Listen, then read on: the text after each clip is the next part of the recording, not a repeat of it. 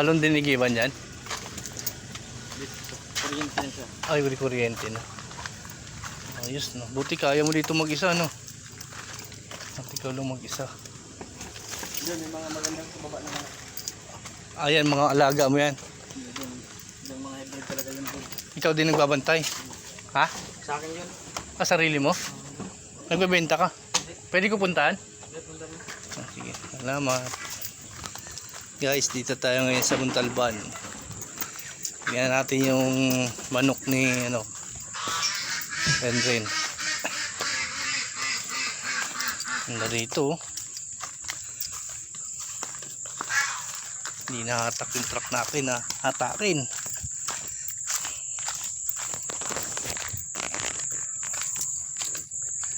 Dahil pula nyug dito. Ano dito? Hybrid daw na manok. Tingnan natin yung mga hybrid dito. Ay. Hybrid.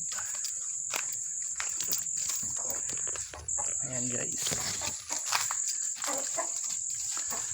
Ewan ko anong manok to. Sayang. Itlog oh.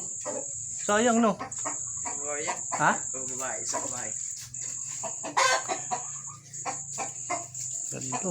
Yung mga itlog na yan, di nila nalilimliman? Naglilimlim yan. Hindi man naglilimlim. Ah. Yung itlog nyo. Vlog natin. Anong lahi yan? Ano? Sweater ang ano yan. Babae. Sweater? Ay, yun, yung isa lang yung babae.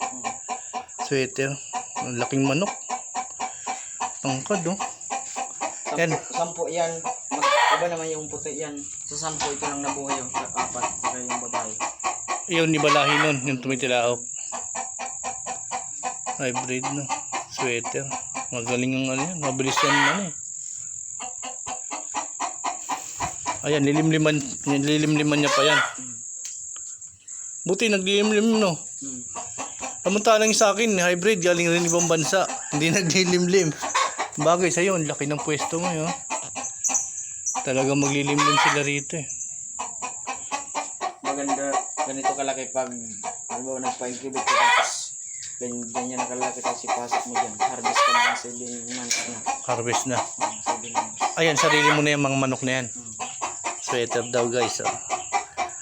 Sweater, lahi ng sweater. Yung inahin mo, ano yan? Sweater din. Puro. Maganda yun, makapagbenta ka na. Kami darating akong buyer bukas eh. Doon lang ako sa bubong namin, nagpapaano. Tapos gumawa ako ng sariling incubator.